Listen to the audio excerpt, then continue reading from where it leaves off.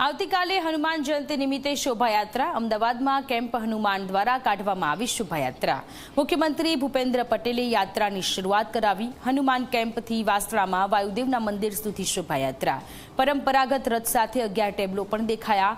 પિતા વાયુદેવની મંજૂરી લેવા માટે શોભાયાત્રા કાઢવાની પરંપરા છે। આવતીકાલે હનુમાન જયંતિ નિમિત્તે આજે શોભાયાત્રા નીકળી। મુખ્યમંત્રી ભૂપેન્દ્ર પટેલ પણ આ શોભાયાત્રામાં ઉપસ્થિત રહ્યા। યાત્રાની તેમણે શરૂઆત કરાવી। આ દ્રશ્ય हनुमान कैंप मंदिर थी शोभायात्रा।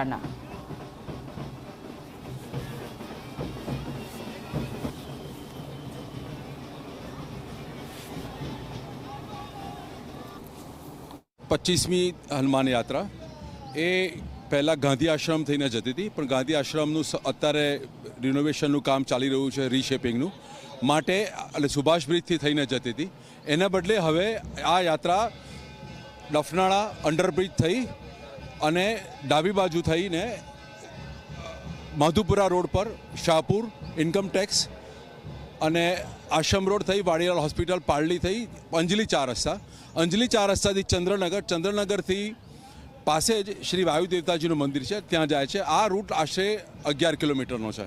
પરત ફરતી વખતે આરતી, વિશ્રામ, ભંડારો એટલે કે બપોરનું ભોજન પછી ધરણીધર, नेहरूनगर चार रस्ता, सजानंद, विजय चार रस्ता, नारायणपुरा, उस्मानपुरा थई इनकम टेक्स अद्वैत आश्रम की बाजू में जो शाहपुर इंटीरियर रोड है त्याथी दिल्ली चकला त्याथी अंडरब्रिज थईने परत फरे छे निज मंदिर।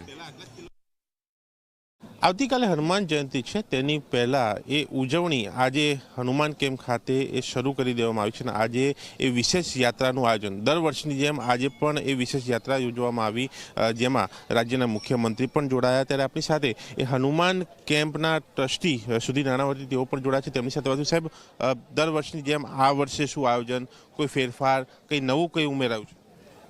આજે જે આ શોભાયાત્રા હનુમાનજી ભગવાન એ પોતાના પિતાશ્રી વાયુદેવતાનું મંદિર જે વાસણા બેરેજ આગળ છે ત્યાં અત્યારે જઈ રહ્યા છે।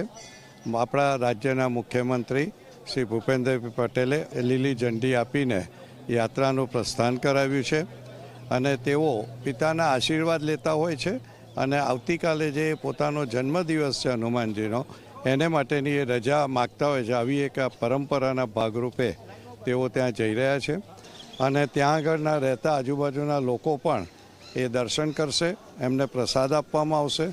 ત્યાર પછી ત્યાં આગળ સરખેજ જે વાસણા બેરેજ આગળ વાયુદેવતાનું મંદિર છે ત્યાં પણ 1500 જેટલા લોકો ભોજન લેશે પ્રસાદના સ્વરૂપે અને સાંજે 5 વાગે આ જ રૂટ ઉપરથી હનુમાનજી પોતે અહીંયા આગળ પાછા પધારશે અને લગભગ 15,000 જેટલા માણસો પ્રસાદ તરીકે એમનું ભોજન પણ અહીંયા આગળ લેશે। આ વર્ષે વધારે આનંદ એ છે કે આપણા રાજ્યના મુખ્યમંત્રી પોતે તરત જ અમારા આમંત્રણનો સ્વીકાર કરીને એમને આજે અત્યારે અમદાવાદની બહાર જવાનું હોવા છતાં પણ અહીંયા આગળ પહેલાં પ્રસ્થાન કરાવ્યું અને તેઓ હવે રવાના થયા છે। 11